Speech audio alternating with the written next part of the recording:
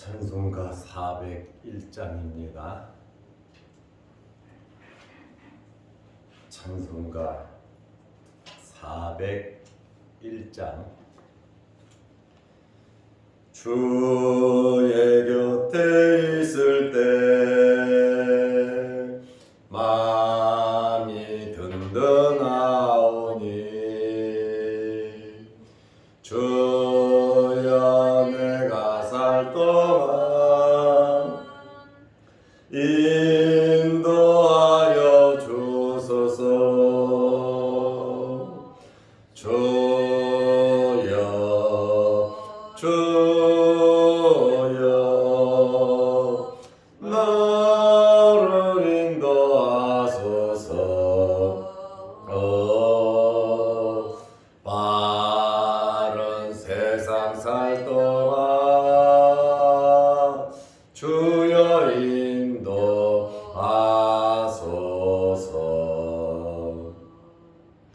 피난처인 예수여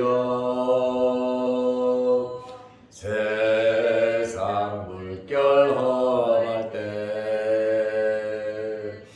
크신 은혜 베푸사 나를 숨겨 주소서. 주여 주여 나를 인도하소서.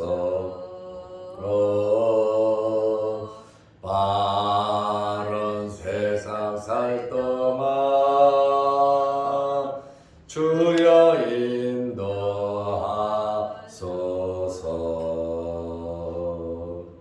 세상 풍파 지난 후 영화로운 나라와 눈물 없는 곳으로 들어가게 하소서. 주여 주여 나를 인도하소서.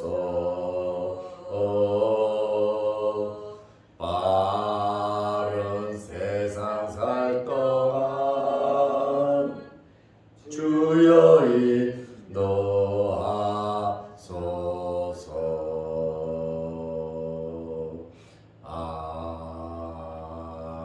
아멘. 사도신경으로 우리의 신앙을 고백하겠습니다. 전능하사 천지를 만드신 하나님 아버지를 내가 믿사오며 그의 아들 우리 주 예수 그리스도를 믿사오니 이는 성령으로 잉태하사 동정녀 마리아에게 나시고 본디오 빌라도에게 고난을 받으사 십자가에 못 박혀 죽으시고 장사한 지 사흘 만에 죽은 자 가운데서 다시 살아나시며 하늘에 오르사 전능하신 하나님 우편에 앉아 계시다가 저리로서 산자와 죽은 자를 심판하러 오시리라. 성령을 믿사오며 거룩한 공회와 성도가 서로 교통하는 것과 죄를 사하여 주시는 것과 몸이 다시 사는 것과 영원히 사는 것을 믿사옵나이다. 아멘. 하나님의 말씀 누가복음 4장 22절에서 30절 말씀까지 보겠습니다. 그들이 다 그를 증언하고 그 입으로 나오는 바 은혜로운 말을 놀랍게 여겨 이르되 이 사람이 요셉의 아들이 아니냐.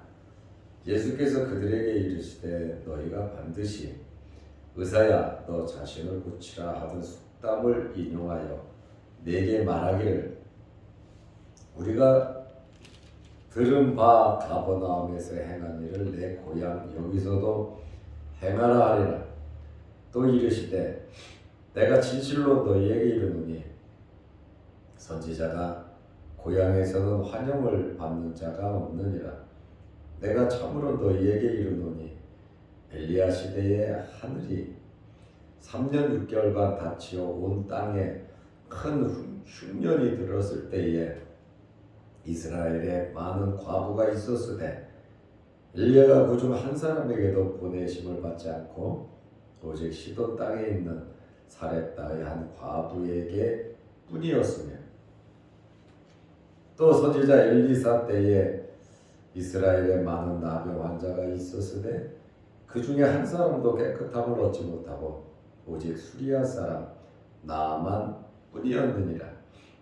회당에 있는 자들이 이것을 듣고 다 크게 화가 나서 일어나 동네 밖으로 쫓아내어 그 동네가 건설된 산 낭떠러지까지 끌고 가서 밀쳐 떨어뜨리고자 하되 예수께서 그들 가운데로 지나서 가시니라. 아멘. 30절 말씀까지 보았습니다. 예수님께서 공생애를 시작하시면서 회당에 들어가셨습니다.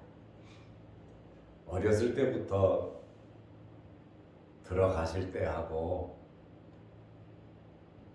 세례를 받으시고 마귀에게 시험을 받으시고 이제 공생애를 시작하면서 회당에 들어간 것과는 차이가 있겠죠.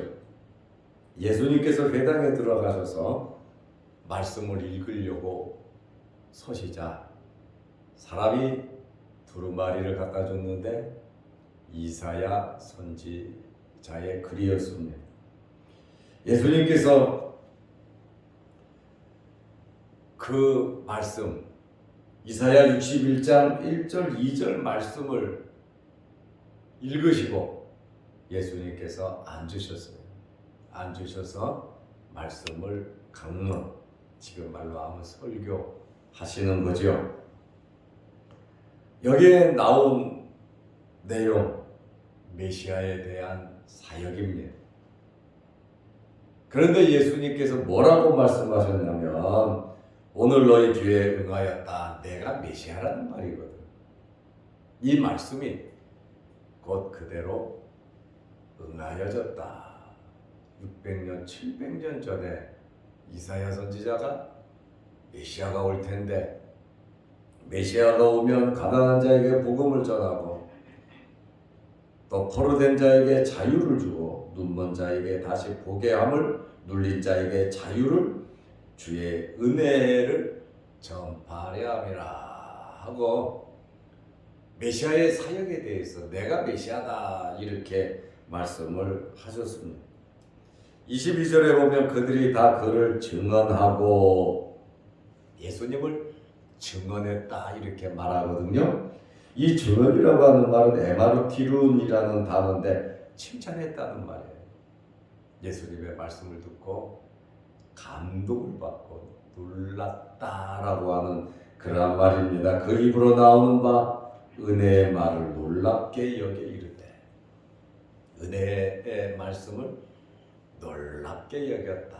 긍정적인 반응이 있었는데 곧바로 뭐라 그러냐면 이 사람이 요셉의 아들이 아니냐, 목수가 아니냐, 목수의 아들이 아니냐 하면서 예수님을 탁 내려 까버린 겁니다.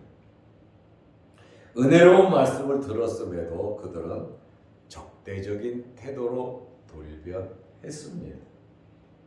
목수의 아들로서 목수로서 내가 메시아, 또 하나님의 전 회당에 와서 랍비도 아닌 것이 말씀을 한다는 그 자체가 수치스럽다고 하는 목수의 이야기를 듣는 것 자체가 부끄럽다라고 하는 그러한 말입니다. 예수님의 말씀을 듣고 친척하고 놀랍게 은혜로운 말씀이다 했던 사람들이 이제는 쑥덕궁론과 의심과 불신의 분위기로 바뀌어 버렸습니다. 여기가 어디입니까? 예수님의 고향 나사렛 회당에서 있었던 일입니다. 급격하고도 과격하게 그들이 변하자 예수님께서 또 말씀을 하셨어요. 누가복음 4장 23절에 보면 예수께서 그들에게 이르시되, 지금 과격하게 적대적으로 변하면서 불평 불만하는 비꼬는 그들에게 예수님께서 말씀하셨습니다. 너희가 반드시 의사야 너 자신을 고치라 하는 속담을 인용해서 남을 도우려면 너부터 부자가 되라는 말이죠. 그리고 남을 고치려면 너부터 고치라고, 너 자신을 잘 알라라고 하는 그런 말이거든요. 속담을 이용해서 너희가 말하기를 우리가 들은 바 가버나움에서 행한 일을 내 고향 여기서도 행하라. 지금은 나사렛 사람들이 무엇을 요구하냐면 기적을 요구하고 있습니다. 가버나움에서 병자를 고쳤던 그 놀라운 기적을 여기 나사렛에서도 그 기적을 행하라는 거예요. 예수님을 시험하는 것이죠. 예수님께서 사역을 하시면서 많은 사람에게 기적을 베푸셨지만 사람들의 호기심을 만족하기 위해서, 그들의 호기심을 채워주기 위해서 기적을 베푸신 적은 한 번도 없으세요. 참 이 나사렛에 예수님께서 계신다라고 하는 것은 나사렛의 영광이죠. 정말 프랜카드 걸어놓고 예수님을 대환영하고 박수를 치고 우리 메시아라고 신뢰하면서 예수님을 앞세워야 할 이 나사렛 사람들이 예수님을 배척했습니다. 예수님께서 또 말씀하십니다. 누가복음 4장 24절에 또 이르시되 내가 진실로 너희에게 이르노니, 여기 진실로 그러셨는데 여기 진실로라고 하는 말은 아멘이라는 뜻입니다. 아멘이라는 말이 진실로라고 하는 뜻이거든요. 예수님께서 엄숙하게 선언하실 때, 굉장히 중요한 말씀을 하실 때 아멘 한 번 하시고 또 아멘 아멘 두 번도 말씀을 하셨거든요. 진실로 진실로 너희에게 이르노니. 그런데 여기에서는 지금 아멘 한 번, 진실로 너희에게 이르노니 누가복음에는 6번 나오고 있습니다. 예배 때 아멘 하거든요. 예배 때 환호로서 적극적으로 응답할 때 아멘 합니다. 우리가 교회에서도 말씀을 들으면서 아멘 하지요. 말씀 끝났을 때 아멘 하지요. 찬양대 끝나고 나면 아멘 하지요. 바로 그 아멘입니다. 예배 때 환호로서 아멘 할렐루야 하거든요. 기도가 끝났을 때 기도할 때 아멘 하고 찬송이 끝나고 할 때 아멘 하는 것은 공감을 나타내는 거예요. 나도 당신과 똑같다. 나도 동의한다. 나도 함께 하나님을 찬양합니다 라고 하는 의미로서 아멘을 하는 겁니다. 예수님께서 지금 나사렛에서 회당에서 배척하던 이들에게 예를 들어 설명하면서 아멘, 예수님께서 진정성과 타당성을 지금 맞는 이야기를 한다 이 말이야. 아멘. 너희에게 이르노니 선지자가 고향에서 환영받을 자가 없느니라. 예수님께서 나사렛에서 자랐잖아. 사람들이 예수님을 알잖아. 예수님을 메시아로 모신다는 것이 결코 쉬운 일은 아니겠죠. 예수님의 모든 가족이 살고 있고 목수로서 30년 동안 일을 했어요. 많은 것을 알기 때문에 그의 초라한 어려움, 그렇다 보니까 질투심, 예수님을 배척했습니다.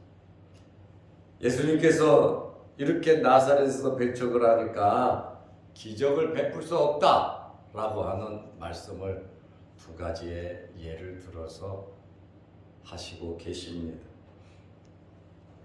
첫째로 엘리야 시대의 예를 예수님께서 드셨습니다. 누가복음 4장 25절에 내가 참으로 너희에게 이르노니 엘리야 시대에 하늘이 3년 6개월간 갇히어 온 땅에 큰 흉년이 들었을 때에 이스라엘에 많은 과부가 있었을 때 이스라엘에 많은 과부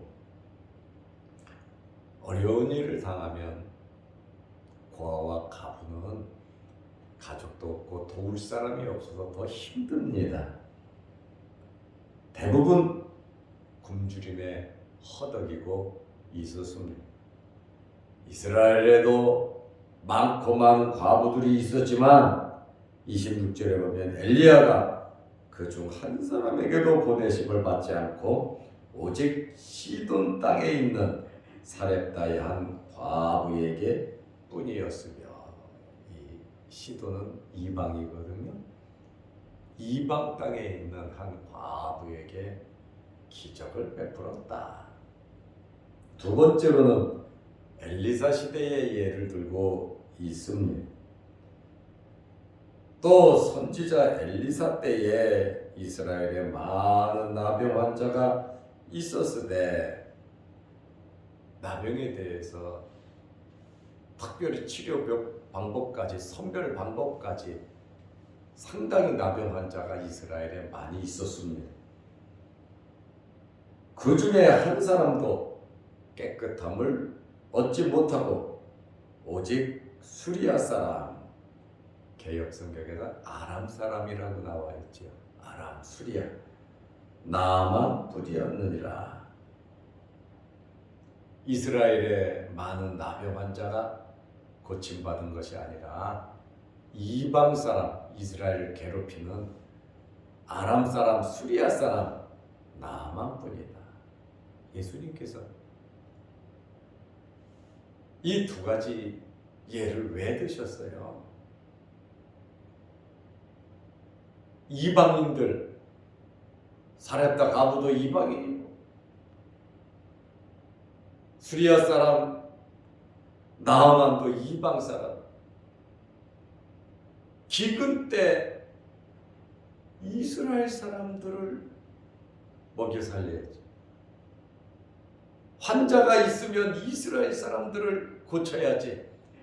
그런데 엘리야와 엘리사 시대에 이방인들을 먹였고 이방인 과부를 먹였고 수리아 사람 나아만 이방인을 치료했다. 예수님께서 이 말씀을 왜 하셨습니까? 기적을 베풀어 달라고 하는 가버나움보다 더 큰 기적을 베풀면 믿겠다고 이렇게 말을 하고 있는데 예수님께서는 야, 기근 때 이스라엘 과부가 도움받은 거 아니고 이스라엘에 왜 기근이 왔습니까? 우상 숭배와 불신 때문에 이스라엘에 기근이 왔어요. 이스라엘에 왜 병자들이 많이 있습니까? 그 아프지만 하나님을 신뢰하고 하나님을 찾아오지 않았기 때문에 신뢰하지 못해서 고침을 받지 못했다는 거예요. 그 시대나 지금이나 나세렛 사람들이 믿지도 않고 말씀을 듣고 깨닫지도 못하고 그저 기적만 베풀어 달라고 하니까 예수님의 이 두 가지 예를 들은 것은 너희에게 기적을 베풀 수가 없다. 믿지 못하고 불신하는데 죄악 가운데 있는데 회개하지 않는데 받아들이지 않는데 어떻게 기적을 베풀겠냐. 그 말씀이에요. 나사렛 니네 애들이 그 당시 엘리야 시대 이스라엘 같고 엘리사 시대의 이스라엘과 같이 불신이 가득 찼어. 이방에 가서 이방인을 고칠지언정 니네는 자격이 없다. 지금 그 얘기예요. 그렇다 보니까 나사렛 사람들이 예수님을 죽이려고 했어.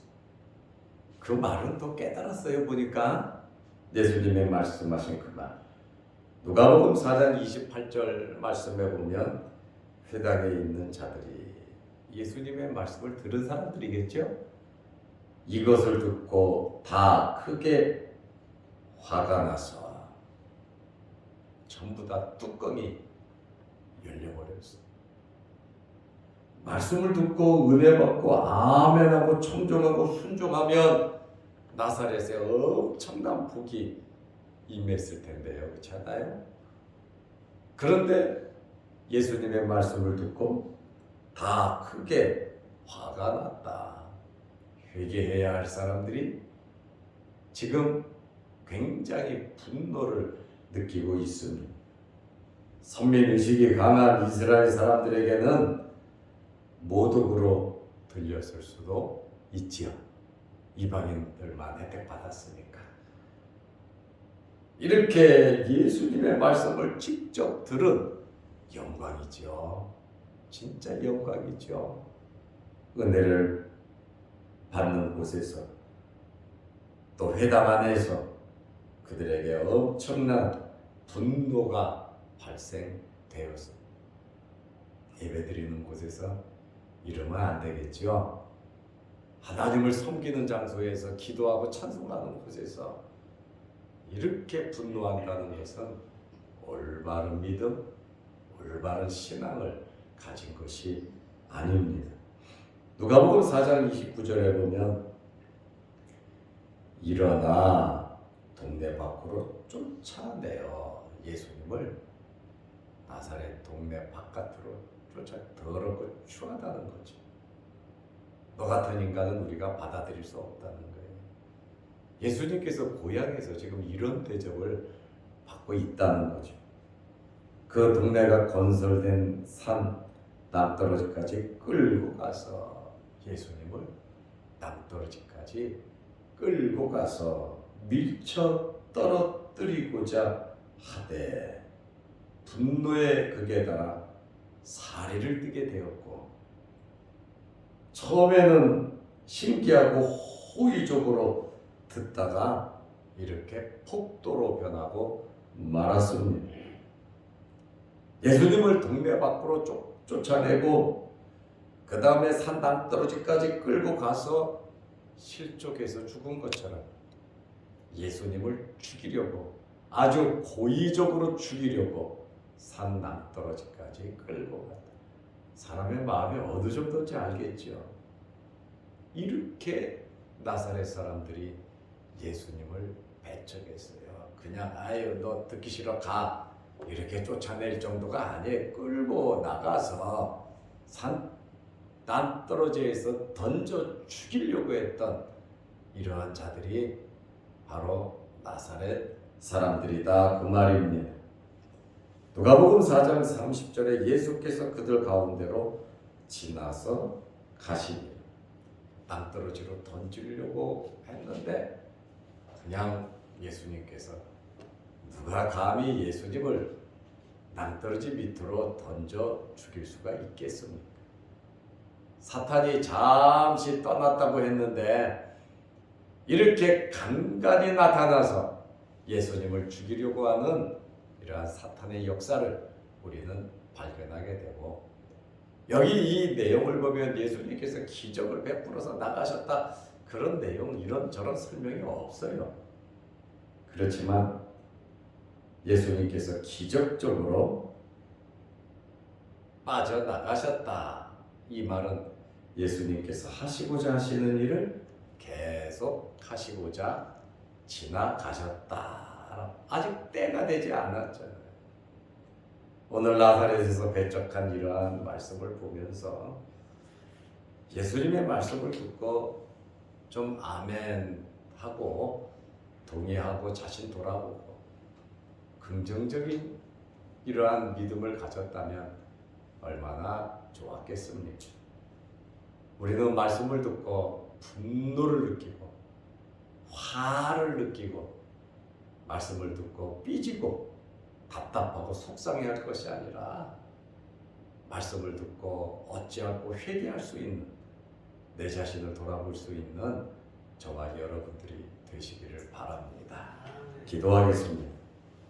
걸어가신 아버지 하나님, 예수님께서 특별히 고향까지 가셨는데 특별한 애정을 가지고 고향에 가셨는데 공생애를 시작하시면서 회당에 가서 이사야 61장 1절 2절 말씀을 읽으며 예수님의 숨겨졌던 신분을 밝히니 나사렛 사람들이 더 큰 기적을 요구했고 나사렛 사람들이 예수님을 배척하고 끌어내고 예수님을 낭떠러지 밑으로 죽이려고까지 한 이러한 사실을 보면서 항상 우리는 우리 자신을 돌아보고 영적인 눈이 열려서 말씀을 구별하고 참과 거짓을 알 수 있게 하옵소서.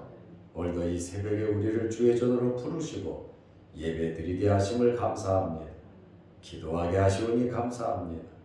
우리의 기도에 하나님 응답하여 주옵소서.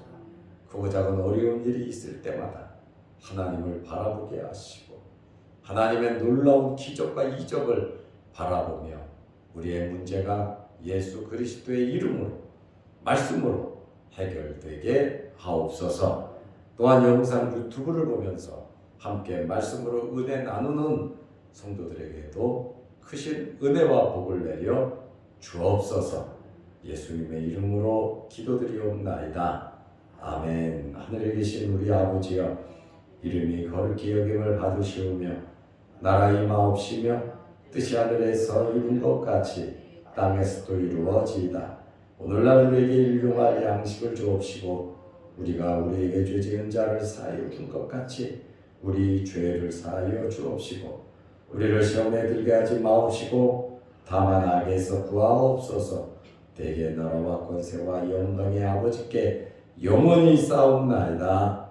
아멘. 자유롭게 기도하시기 바랍니다.